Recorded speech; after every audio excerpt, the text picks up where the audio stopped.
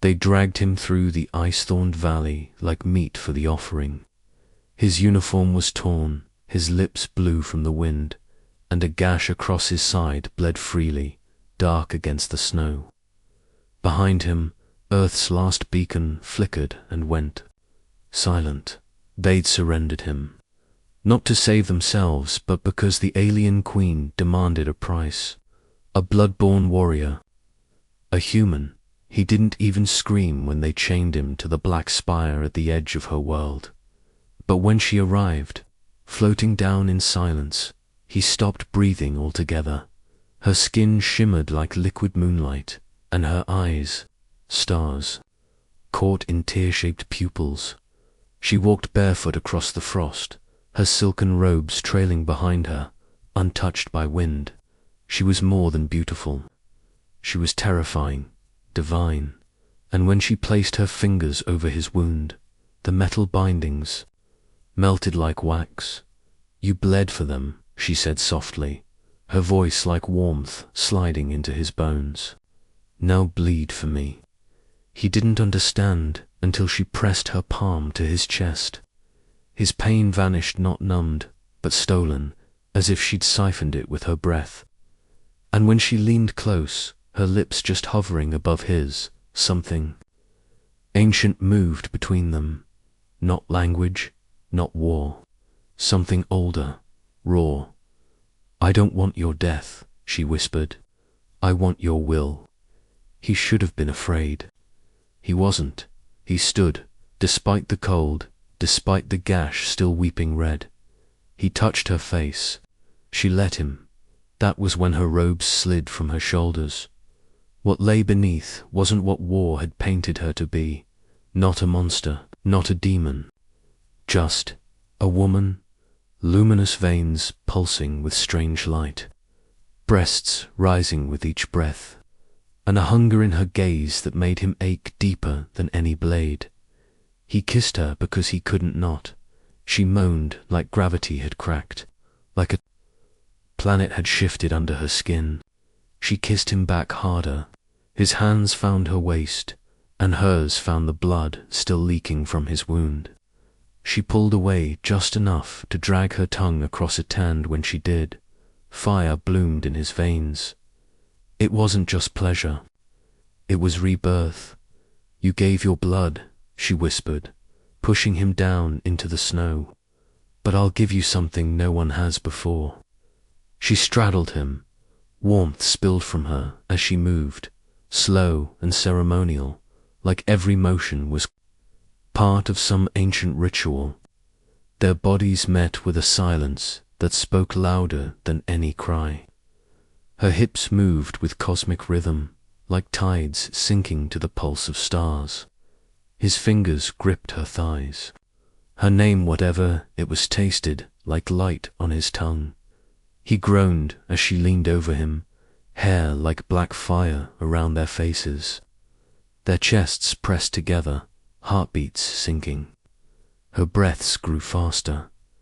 Wilder, the frost beneath them melted with every thrust. His moans became hers. Hers became echoes in the trees. When he finally came undone, it wasn't just release. It was surrender. And in the moments after, as she curled against him with a soft sigh, she whispered, "You were never a price. You were the gift I've waited." 1,000 winters, for his blood had brought him to her altar.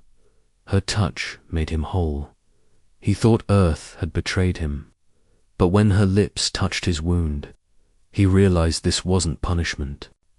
It was something far deeper, far hungrier.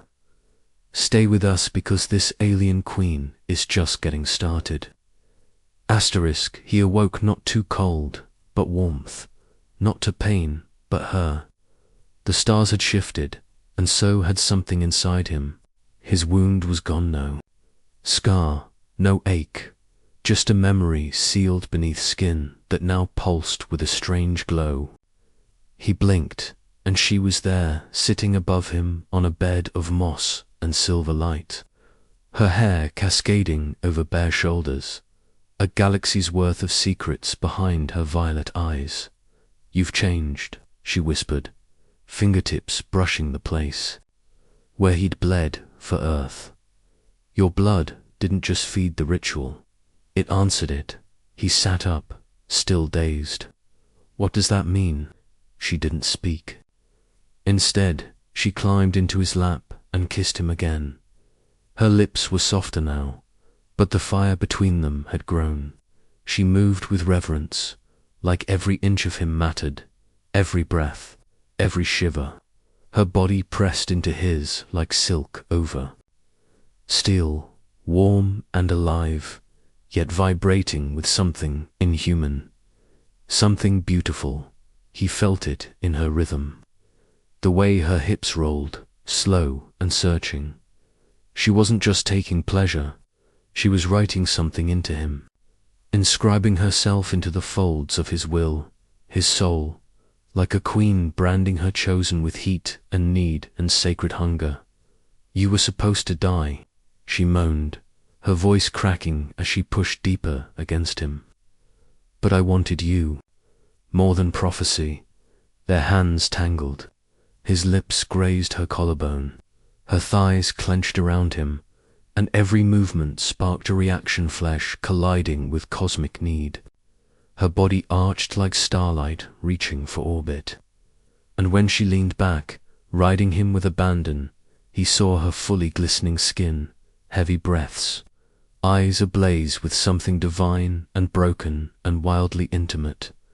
This wasn't just mating.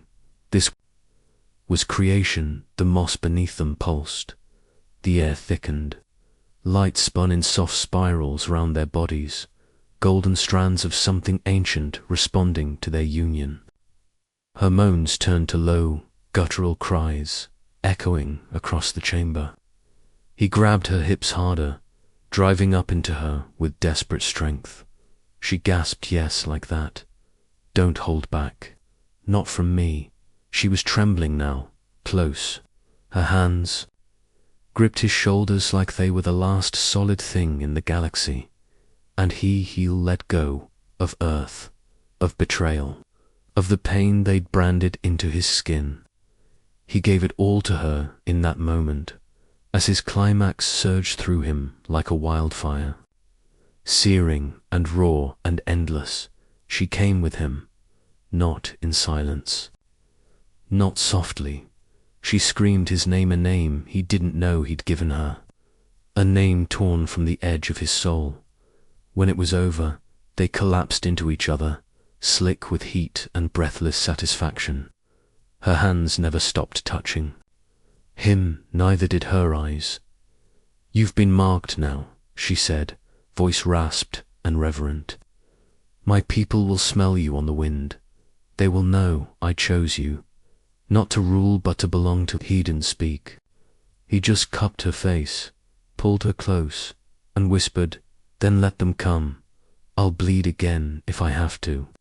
But no one takes you from me.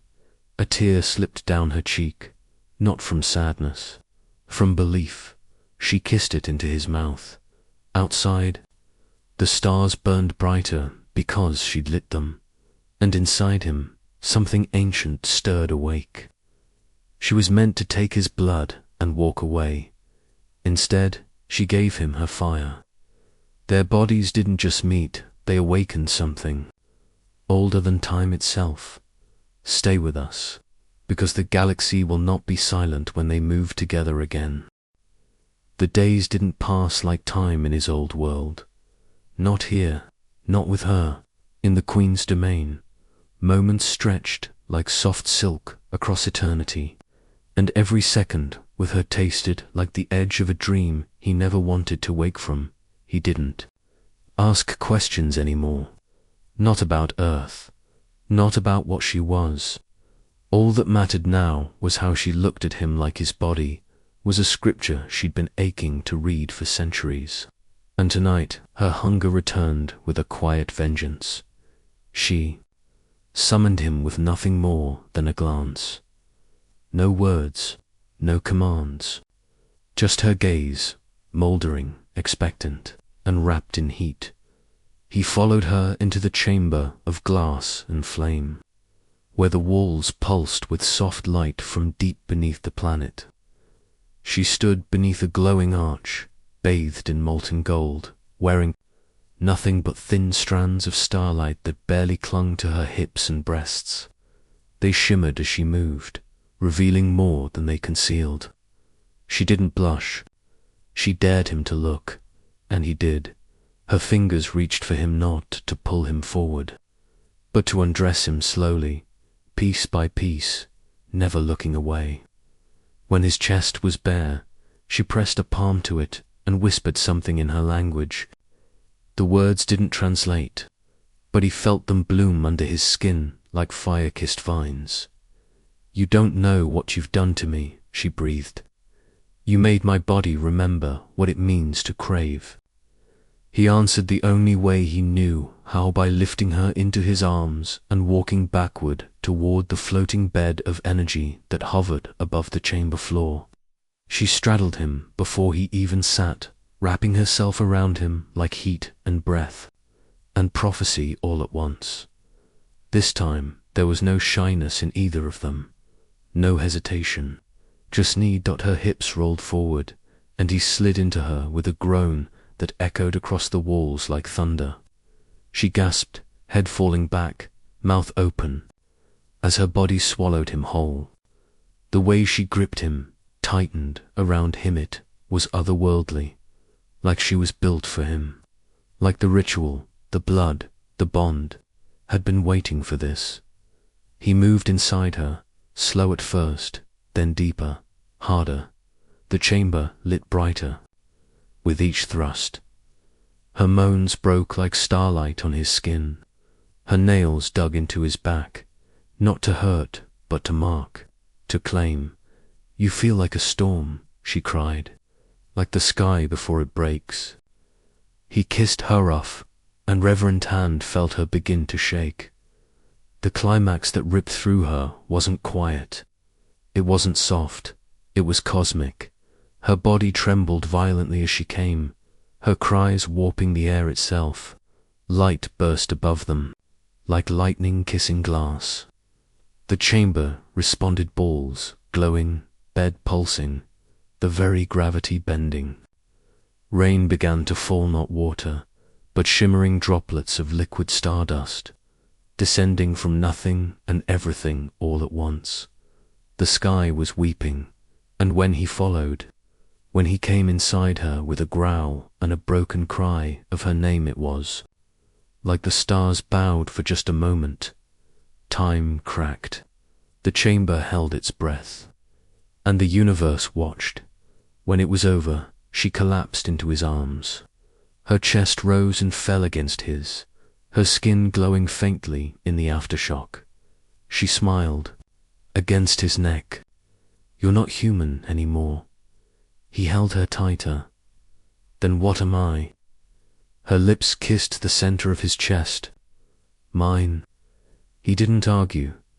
The rain kept falling slow and soft as they drifted together, limbs tangled, breaths sinking once more, and outside the chamber, far above the clouds, the stars remembered how to shine. Pleasure this pure doesn't go unnoticed. Not by the sky, not by the stars, and not by the enemies who crave her throne. Their love is cosmic, but in Part 4, it'll be tested by fire. They came for her at dawn. Not with armies or weapons, but with judgment. 7 elders, cloaked in obsidian mist, eyes burning with envy, stood at the edge of her sanctuary. They had felt the pleasure that cracked the skies. They had heard her cries as she climaxed in a mortal's arms, and to them it was sacrilege. "You let him inside you," the oldest one hissed. "You opened the covenant bed to flesh and fire. He is human. He was the price, not the partner." She stood between them and the man she had healed with her body. Her glow dimmed slightly, but only because she was trembling with fury. "He bled for us," she said, voice cutting through the dawn like a blade. "He gave his pain freely, and I gave him myself not as a queen, but as a woman." They spat ancient curses, invoking laws buried deeper than time, but none of it mattered. Not to her, not to the man standing behind her now, chest bare, still marked by her touch. He stepped forward, his presence calm but burning. "You think I defiled your ritual?" he asked, stepping beside her, voice strong. "I fulfilled it." The air around him shimmered as his blood, her blood now, laced with alien heat, began to react. He didn't know what he was becoming, but he knew. He wasn't theirs. He was hers. One of the elders lunged. She reacted faster than thought him, glowing, hair whipping like fire around her as she raised a hand. Light burst from her palm, throwing the attacker back. But it wasn't enough. The others surged, mouths filled with rage, eyes seeking to erase what they couldn't control. And then he moved. The man who had once been a soldier of Earth, betrayed and abandoned, now moved with the precision of a god. He struck with fists. Lit by her power, his body wrapped in her energy. His rage wasn't wild, it was focused, beautiful, terrifying. One elder fell, then another. Their screams cracked the sky. She fought beside him. Her hips had once danced on his body. Now they spun in combat, every motion a declaration of ownership. He wasn't a toy. He wasn't a mistake. He was hers, and she was his. The last elder knelt before them, blood dripping from a torn mouth. "You've broken the sacred law." She stepped forward, naked, still, unashamed. "Then write a new one, in our name." She raised her hand, fingers glowing, heart pounding, and ended it. Silence fell, and in the aftermath, she turned to the human who'd been given to her as an offering. He was panting, skin slick with sweat and starlight. She touched his face, and her voice softened again. "They'll come in greater numbers now," she said. "They won't accept what we've done." He smiled, wounded but radiant. "Then we give them something they can't ignore." He pulled her close. She gasped against his mouth as he kissed her fiercely, pinning her against the very altar where they'd first met. He lifted her easily, slid into her with the same fury he'd fought with, and made her feel what it meant to love a man who chose her in war and pleasure alike. Their bodies clashed again, not in gentleness this time, but in shared fire. Her moans echoed across the battlefield. His groans turned primal, there where enemies had bled moments ago. She let him worship her with thrusts that shook her to her core. She came hard, crying out his name with abandon, and when he followed, eyes shut, hands gripping her hips like lifelines, he whispered, "Into her skin, let them come. I'll bleed again, as long as I get to bleed for you." She held him close as the stars trembled overhead. Together they had broken the heavens, and neither would apologize. They made love beneath the stars. They made war in the light of judgment. But in the final part, she will offer him something. No human has ever touched a throne forged from desire, and a choice that could save or destroy them both. The Queen's chambers had changed. Where once there was silence and sacred order, now there pulsed raw energy, light trailing through the air like strands of heat-drunken silk.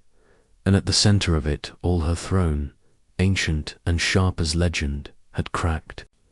Not from battle, but from pleasure, from her, from him. She sat cross-legged on the cold metal, naked beneath a sheer cloak of woven stardust. Her thighs parted just enough to hint, to tempt. Her expression was unreadable, but her eyes burned with longing. Not lust, something more dangerous. "You didn't just change me," she said softly as he entered the chamber, bare-chested, bruised from war, but gloriously alive. You changed the meaning of me. He paused just before the steps. The room hummed like it knew what they were about to do. He saw her, all of her. A goddess who had tasted humanity and refused to spit it out. She opened her legs wider and whispered, "Come, take your seat." He ascended without hesitation. Each step echoed like a drumbeat in the void. Her breath caught when he reached her, hands sliding up her thighs, mouth brushing against the inside of her knee. He didn't speak. He worshipped, and she opened to him like the night sky cracks before dawn. When he entered her, she cried out, not from surprise, but from surrender. Her head fell back, hair cascading over the edges of the throne like a curtain of shadows. He held her by the hips, pulling her down with each thrust. Slow at first, then faster, stronger. Her moans grew louder, sharper, until they blended into the song of the stars outside. He wasn't just inside her. He sat on the throne of her body, his cock buried in the very seat of her power, his moans answering hers in a rhythm older than language. Her legs wrapped around him, her hands dug into his back. She gasped, "Don't stop, don't you dare stop. This is how it was meant to be." Their bodies moved like orbit and flame perfect, hungry, unstoppable. Her nipples grazed his chest as she arched, and when he kissed her throat, she shook beneath him. Climax crashed into them like a supernova. She came first, screaming, convulsing, trembling in his arms as her body clamped around him like she never wanted to let go. Her pleasure was explosive, dangerous, divine, and when her name, as he emptied himself into hurt, wasn't an ending. It was a crowning, because, when it was done, when the stars finally calmed and their bodies collapsed into each other atop that broken throne, she whispered the one thing he didn't expect. "Be king with me." He blinked. "What? You've bled. You've fought. You've loved me like no other has dared. This throne is yours. I am yours." His throat went dry. "I don't want power," he said. She kissed him softly, licking the sweat from his lips. "Then rule from me, not over galaxies. Over this." Her hand slid to his chest, then lowered down to where he still throbbed inside her. "Rule me night after night, until there is nothing left but your name in my mouth and your children in my womb." He groaned, half man, half god, and kissed her with the hunger of 1,000 lifetimes. Above them, the stars danced, and somewhere in the distant dark, the old laws shattered once and for all. The end, my blood, was the price. Her touch was the gift.